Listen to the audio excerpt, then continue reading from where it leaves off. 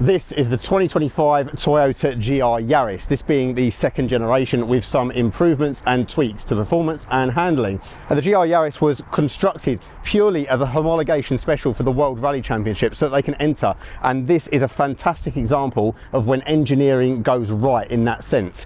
In comparison to the standard Yaris, pretty much the only thing carried over here is the mirrors and the lights. Everything else is bespoke, and you can tell that because of this massive wide body and massive brakes. A few design cues that you can see straight away even from this angle.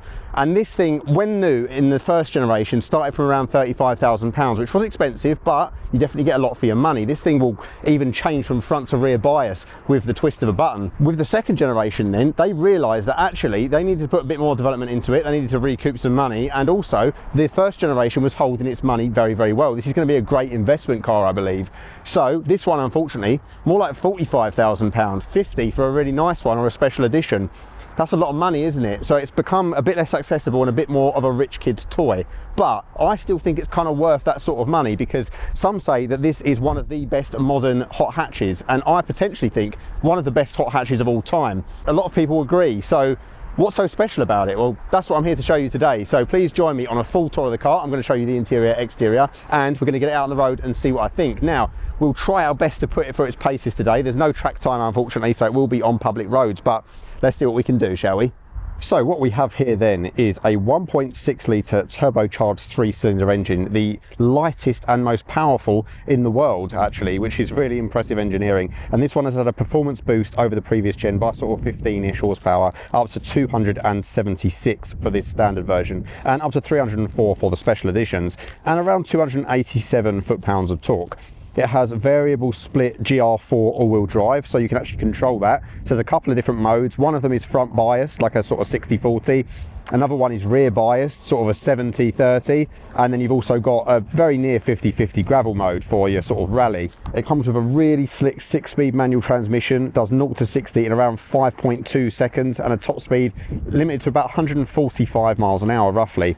This one also has the option of a new 8-speed automatic transmission as of the Mark II, which is an interesting touch, but I would definitely recommend the manual. As I mentioned, the base car now starts from about 45 grand, and the auto variant is a little bit more expensive, expect to pay about 46, and there are also the special editions, the Ogier and the Rovanpera, which are 60,000 plus. There is also a new Aero Performance version just about to drop for 49,000. They've also updated the chassis, stiffened everything, revised the suspension from the Mark I, and updated the interior for a more driver focused layout, which is really good. There's also now circuit pack goodies as standard, so the LSD and so on, that is included on your base car. This is a really raw car versus a lot of its rivals, such as like the Civic Type R, you know, Focus RS even. This is still up there with the most raw and engaging experiences that money can buy today. These are also built in a special GR factory in Japan, not on your normal Yaris line. Like I said, very bespoke parts, and also one of the only 3-cylinder performance cars in the world with all-wheel drive. It's very old school, but there's also such a lot of engineering that's gone into it, like the carbon fibre roof, the aluminium panels and so on. Toyota have also developed this with their WRC team, and they call it a live development car, so they're constantly tweaking it and making improvements through software and iterations to improve the dynamics, the handling, and also the layout. And this engine is worth talking about as well, isn't it? This is the 1.6 litre turbo, the world's smallest and lightest with this kind of spec, including a ball bearing turbocharger, a large exhaust valves, and multi-jet oil piston cooling. So it complies with the WRC2 technical regulations. They worked with Tommy Mackinnon Racing to get this to be where they want it to be. So let's take a little look around the car then. This is finished in a nice metallic midnight black, which I think really looks the part, and you can tell just from the front, can't you, this stance. It is such a wide car in comparison to what it normally looks like in the Yaris. And the radiator exposed, and then you've also got the intercooler as well. So you've actually got real aero here as well, and you can see these lightweight forged alloys which really look fantastic, as well as these massive brakes. These are BBS wheels from factory, like I say, forged. These are also wrapped in Pilot Sport 4S's from factory, which is a really great tyre, and these are 18-inch alloys, so not too bad in terms of maintenance either, to be fair. But you can tell, paired with those brakes, such a performance look, isn't it? And yeah, really wide around the front, that nice active aero, those scoops, they are real. Everything here is real active scoops for ventilation and so on.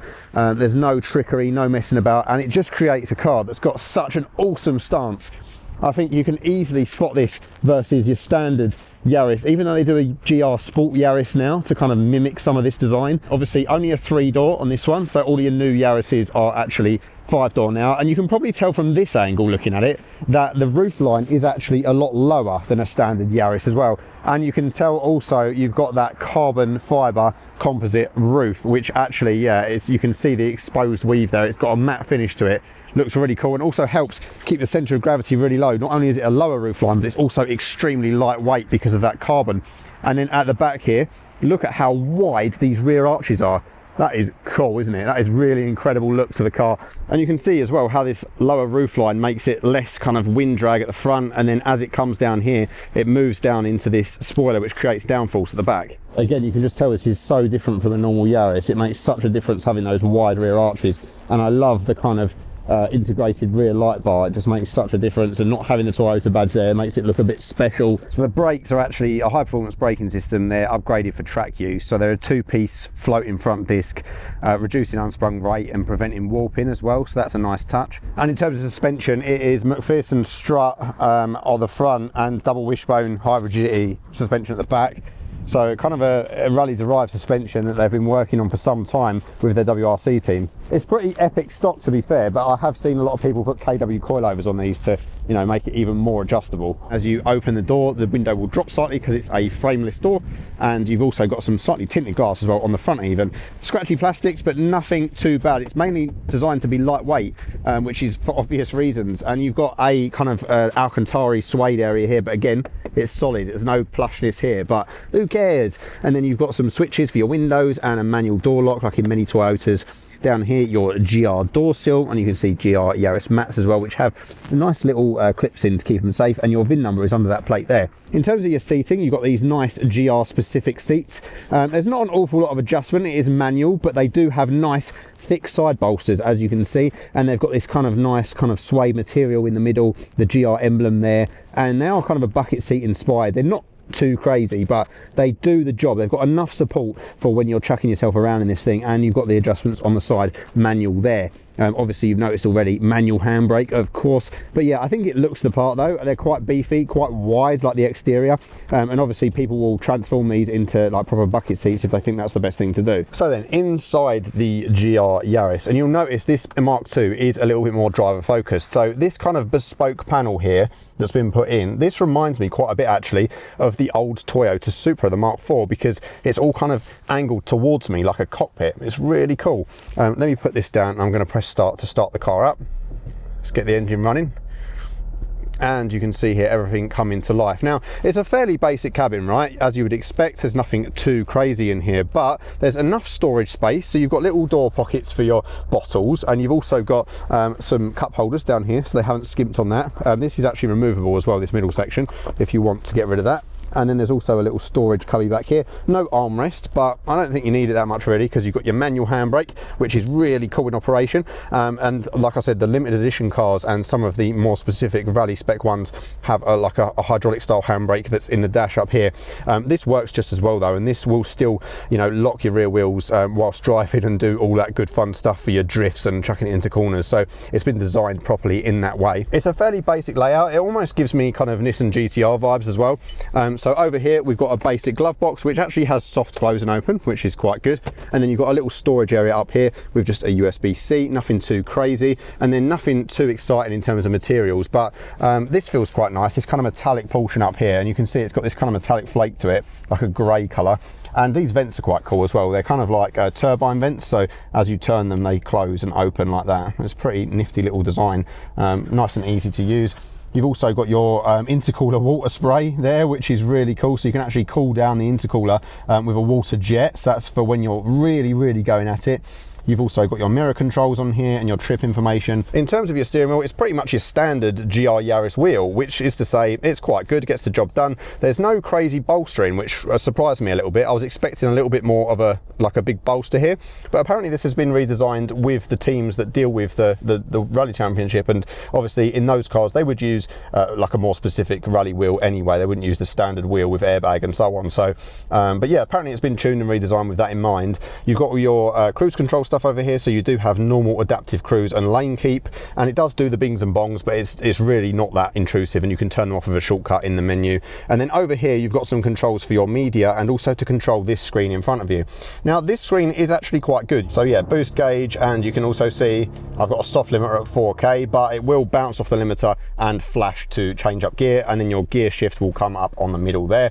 And then I've also got a section here that shows me the current torque distribution, so it will show me, depending on which mode I'm in, where the power's going to the front and rear, and just your other basic information there. But these controls on the steering wheel will flick through different menus, so you can actually change it to your liking. So you can have it so that it shows your average economy, you can have it so that the middle section there, you can go through and change like your different settings for the assist features, and you can also change what's on the display in the middle. So for example, I can change the middle section to be like your map, or you can have it as whatever you want really. So there's quite a bit of customization on these three different parts of the display. Everything's nicely damped as well, as you would expect being a Toyota. You've got a basic infotainment screen here. This is pretty much your average Toyota stuff, right? There's not really much to do, but it does have Android Auto, Apple CarPlay and that kind of thing, so it's responsive enough and it does the trick. And there is a nice physical volume dial, and then looking down here we've also got physical climate controls, which is nice. So you've just got a normal toggle there,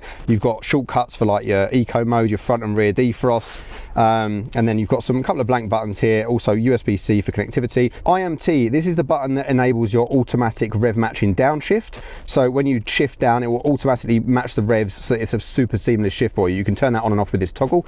Traction off, and then you've got your drive modes and your power socket. So drive mode, you've got a couple to cycle through, so you've got eco, normal, sport and a custom mode. So then down here you've got your GR4. So this one is your normal, gravel and track. So normal, like I mentioned before, is like a 60-40 to the front, and then gravel is almost 50-50 distribution to the front and rear. And then push for track mode, that puts up to 70% of the power to the rear wheels, and you definitely do feel it. And then you've got your gear selector, and boy does this feel great. This is a really slick, you hear that mechanical, you feel so in sync with the car. I can almost feel what this is doing all the way down the transmission tunnel. It's got such a nice solid mechanical feel to it. It's really good. Short throw as well. It's in a nice position. It's a really fantastic gearbox. So yeah, it's pretty straightforward as a cabin, right? But I feel like the way it's been designed to kind of cocoon the driver in, and you've got access to all of your easy controls, it's a really nice layout and it just works pretty well.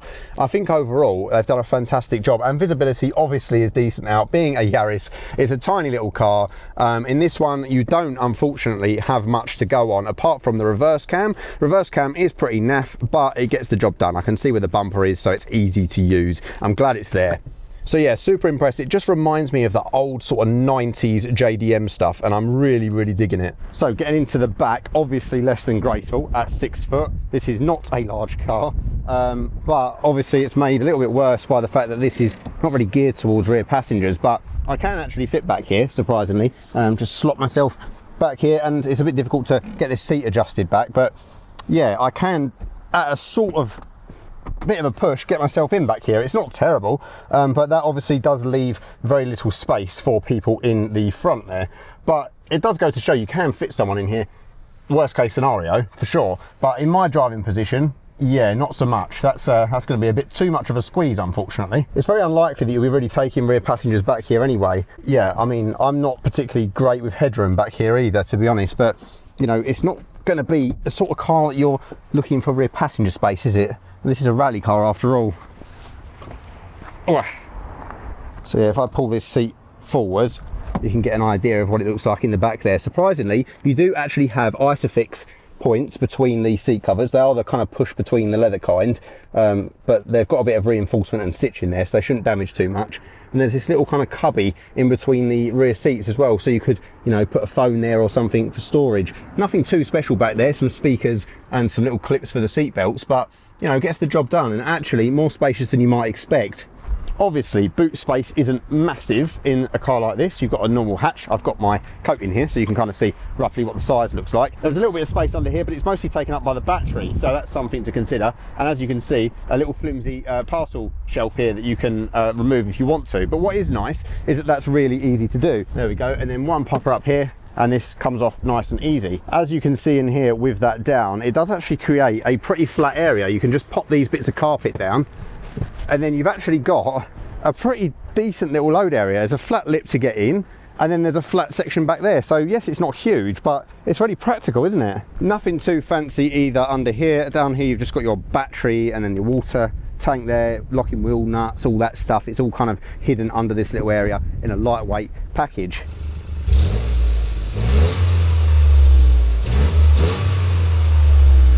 So, pottering around town in the GR Yaris, what I will tell you is this is a little bit hardcore for your day-to-day driving in comparison to a standard one. Obviously, you can feel that really kind of mechanical, notchy gear shift, which is fantastic. The clutch is really, really easy to operate though. It's not particularly light, but you can tell exactly where the bite is and exactly what it's doing, and that makes it a bit easier to live with around town as well than a lot of kind of small cheap cars, because they tend to have slightly floppy clutches, don't they?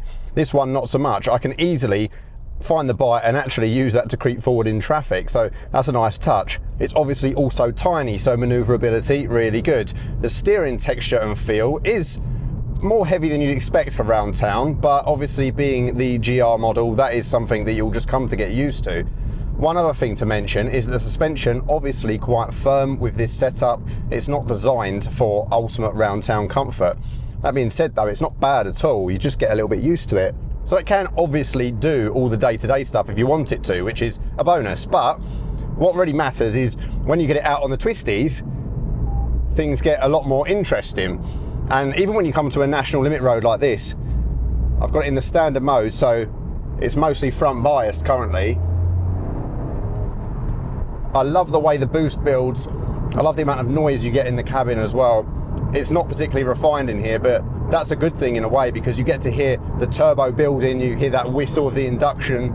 It just creates a bit of an occasion. And yeah, the gear shift is honestly fantastic. I'm just going to put it up into sixth and cruise along here. You can probably hear I'm having to raise my voice a little bit because it is loud in the cabin, but it does almost feel like, you know, when you get a normal car and you modify it to the point where it's a little bit annoying to live with on the road. That's kind of what this is like. Like, it's clearly intended for track purposes. So your pedals are in the perfect position if you want to practice your heel toe downshift, but if not, just hit the IMT button on the dash there and it will do perfect rev matching for you as you shift down. It's amazing. It's almost flawless. Even the most amateur person with that switched on can feel like they are absolutely at one with this machine, and it's really, really good fun. I mean, if you want to be lazy, or if you're just not so good with your, you know, your perfect downshifts and your rev matching, it just makes a really spirited driving this really easy and really accessible. You know, I'm heading along now at like 50 odd mile an hour down this road, just cruising. I'm in fifth. If I was to crack the window a little bit, and let's try a downshift. I went from fifth to third, and it was a perfect rev match downshift thanks to that system. It's really good fun to use. I love the sort of blow off valve noise as well. I don't know if you'll be able to hear it on camera, but it's almost like as I let off. See the boost build, let off. It's so cool. I do think auto rev matching does take the effort of driving around town out a little bit as well, because, you know, I'm so used to EVs and modern autos and stuff now that I don't particularly like driving manual cars as a daily driver. But this is far less insufferable, because if you leave that mode on, the car kind of does that bit for you. It's lazy, I know, but works. Right, I'm on a slightly more twisty road now, and I've been driving it in the normal mode, which obviously is front biased. And I can see that when I accelerate, I can see on the little wheel map there that it's putting all that power to the front. But what I'm going to do now is put it into its track mode, which then makes it a more rear bias machine. And immediately, actually, I can feel that in the drivetrain just upon acceleration. If I do a downshift here, yeah, immediately I can feel it's changed the character of the car, because it's pushing me rather than pulling me now. And that is going to be even more evident in the twisties coming up.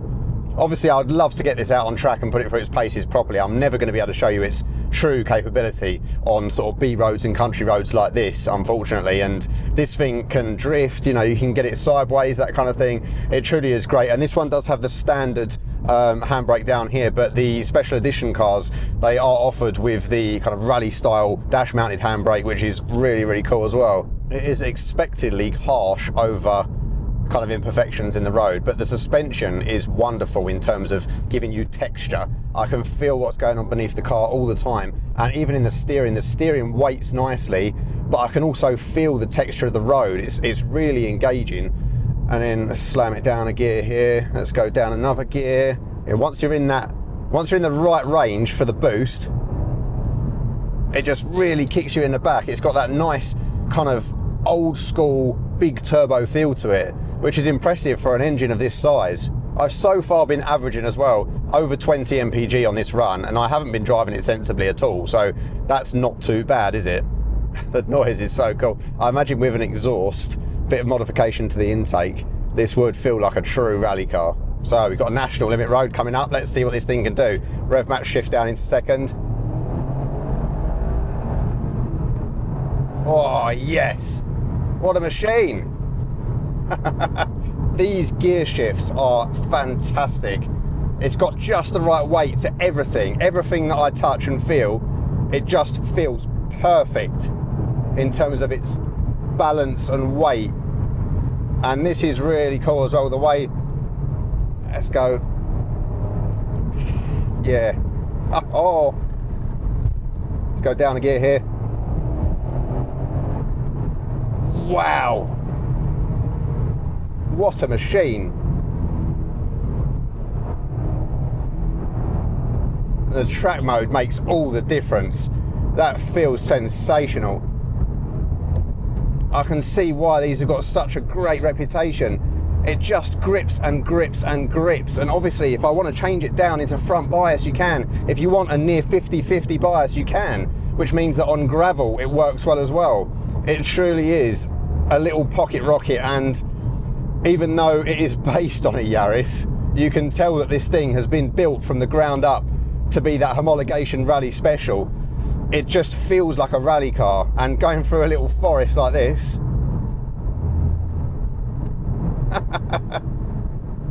this thing is awesome.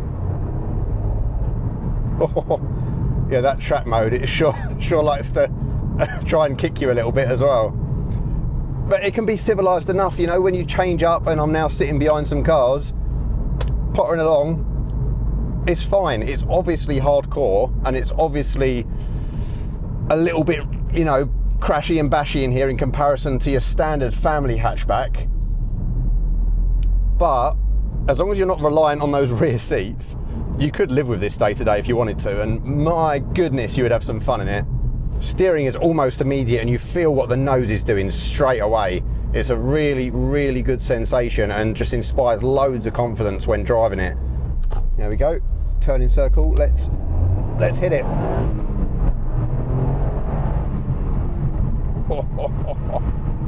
Braking as well, fantastic, as you would imagine. There's not really any sign of them letting up on me, even when I'm abusing them a little bit. Pedal feel there is okay. It's not quite as firm as I expected it to be, but that's by no means troublesome, because it means that you feel like you've got some more progression on them. This is the thing, it's all well and good having a car that has a bajillion horsepower, but if it weighs a ton and it's an automatic or whatever, you're just not going to have as much fun with it. This is the recipe. This is the recipe for this road and this weather. Just bashing it down here, going through the gears, rev match downshift. There's so much feel to everything. Now, I've been down this road in many cars, and it's always fun, you know, if you've got a snarly V8 and you're bashing away at the paddles, it's still good fun, but this is a different level of engagement. And I have so much confidence in this chassis, and the weight does feel low down, especially because of that carbon composite roof. I understand the hype. I really do. What a great little machine. So I probably should be sensible now, shouldn't I?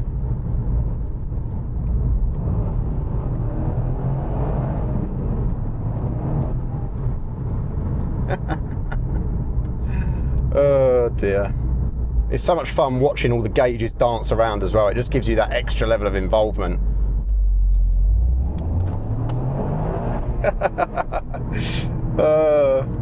Watching the dash flash when you limit bash as well. You know, it's just got all of that pedigree, everything that you need from a car like this. They've just put so much time, energy and research into it. You can tell this isn't a for-profit car. This was purely designed so that they can go rallying and do it well. And you know what? Most cars, when I finish filming with them, I just turn the camera off, I set my sat-nav to home and off I go. I just crack on with the rest of my day.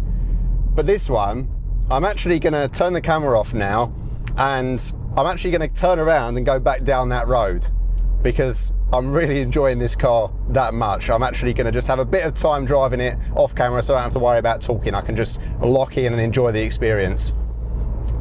So that's testimony enough, isn't it, really? So there we go, guys. Thank you so much to Toyota UK for lending me the car for the day. I really do appreciate it as always. And thanks to you guys for watching, making experiences like this for me possible. And of course, if you are looking for any other car reviews, do check the channel out. I've got tons of stuff on there. If you're looking to buy or sell, check my links below. It's all appreciated. So please don't forget to like, comment, subscribe. I will see you in the next one. Bye-bye.